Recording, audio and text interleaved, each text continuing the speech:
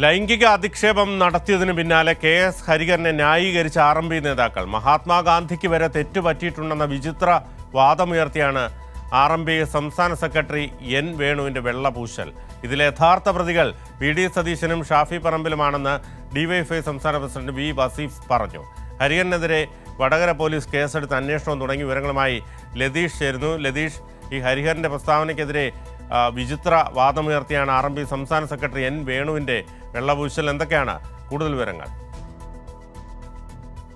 Shailaja ടീച്ചറെയും Manju വാര്യരെയും അപമാനിച്ച സംഭവത്തിലാണ് KS ഹരിഹരനെ ന്യായീകരിച്ച് RMP നേതാക്കൾ രംഗത്ത് വന്നത്.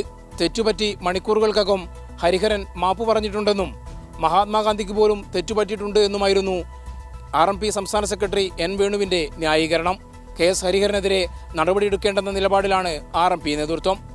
ഞാൻ പറയുന്നത് അങ്ങനൊരു കാര്യങ്ങൾ വന്നു എന്ന് പറയുന്നത് തെറ്റുപറ്റാത്ത മനുഷ്യരില്ല. മഹാത്മാഗാന്ധിക്ക് തെറ്റുപറ്റിയിട്ടുണ്ട്, തെറ്റാണെന്ന് പറഞ്ഞല്ലോ, തെറ്റാണെന്ന് പറഞ്ഞുകൊണ്ടാണ് തിരുത്തിയത്.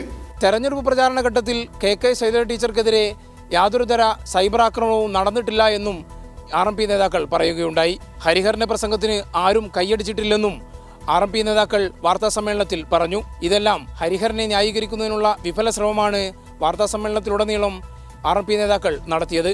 ഈ സംഭവത്തിന് പിന്നിലെ യഥാർത്ഥ പ്രതികൾ VD സതീശനും ഷാഫി പറമ്പിലുമാണെന്ന് DYFI സംസ്ഥാന പ്രസിഡന്റ് V വസീഫ് പറഞ്ഞു. ഇവരുടെ ഒത്താശയിലും തണലിലുമാണ് ഹരിഹരന്മാർ വളരുന്നതെന്നും വസീഫ് വ്യക്തമാക്കി. ബോധപൂർവം അവിടെ കുഴപ്പങ്ങൾ സൃഷ്ടിക്കാൻ, ധ്രുവീകരണം ഉണ്ടാക്കാൻ ഒരു ഗൂഢ സംഘം പ്രവർത്തിച്ചിട്ടുണ്ട്. ആ ഗൂഢസംഘത്തിന്റെ ഉൽപ്പന്നമാണ് അവിടെ വന്ന എല്ലാ ആക്ഷേപങ്ങളും, അവിടെ വന്ന വ്യാജ പ്രചരണങ്ങൾ. ഈ ഗൂഢസംഘത്തിന്റെ സൃഷ്ടിയാണ്.